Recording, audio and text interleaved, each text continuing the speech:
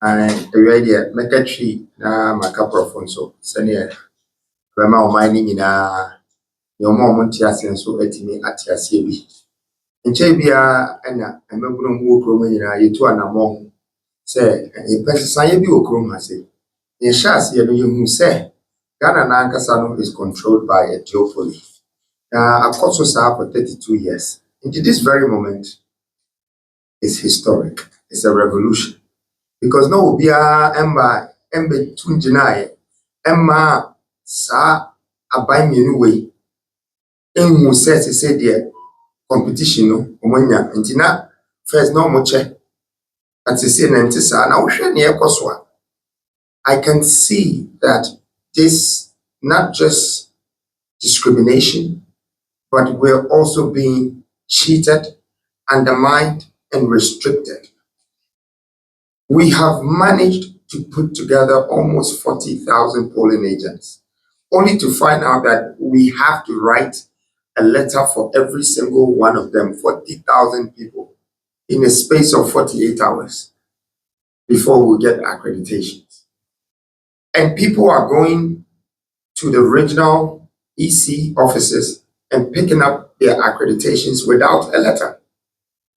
So we're now confused that who are going to be our polling agents? If we have to wait to write letters again to confirm everybody and send passport pictures, it's not 1 week and it's not 2 weeks. So it looks like we're getting the message. Now, why are we telling the public? It's because we want Ghanaians to understand that we Ghanaians are being taken for granted for the sake of the parties that govern this country and all the governmental institutions that are standing behind these politicians. See, the time has come that we have to accept that democracy is supposed to be practiced over your own human rights. And so if there are 3 or 13 candidates, presidential candidates, then we should deal with 13 people.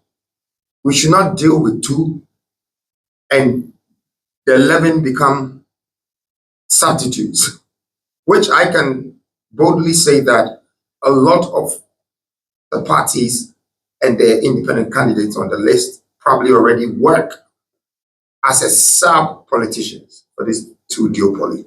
But they might not have the courage to say, I'm saying it.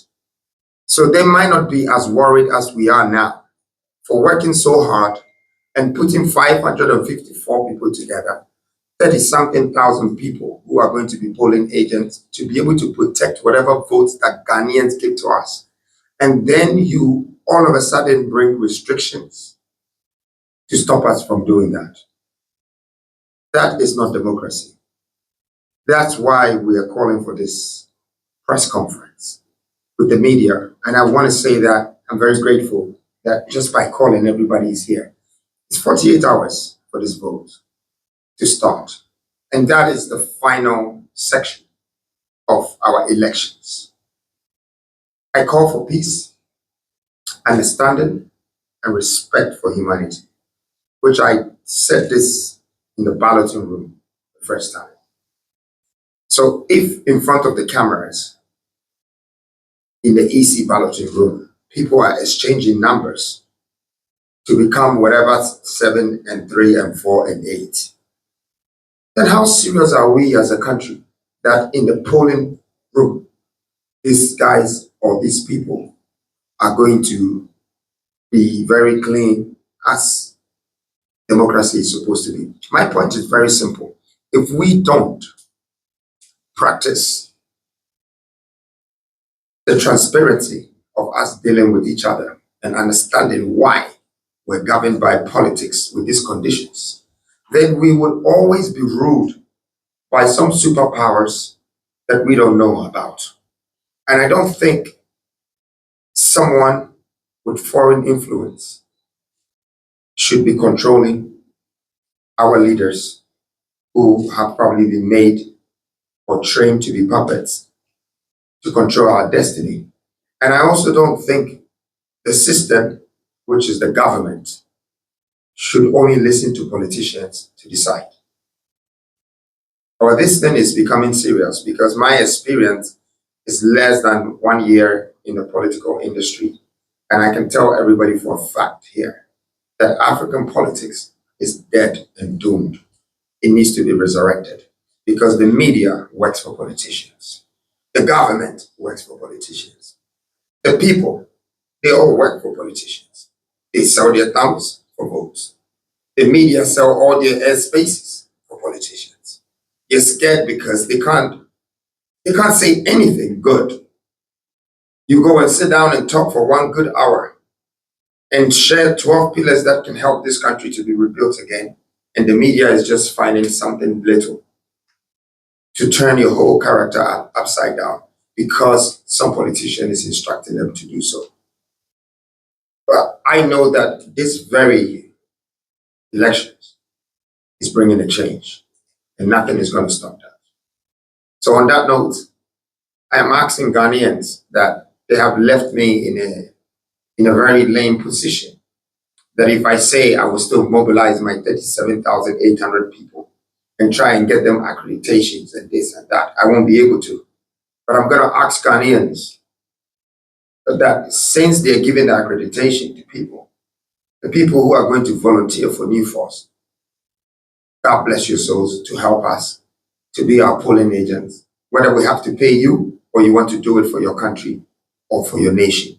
We just need people who can stand for the truth, people who can stand for what is right, people who can stand for the country and for the nation, because we all have one purpose, and that one purpose is for us to survive on our own lands where we were born.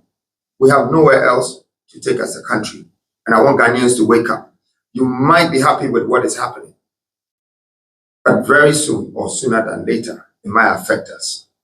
And if not us, it will affect our children. It set us free, and it will always lead us to success. Currently, our leadership is biased. So until we get up and start to straighten ourselves, we should remember and we should start looking for solutions for 1,000 more problems that is coming to us as a nation. But as for me, I've sacrificed myself to the nation.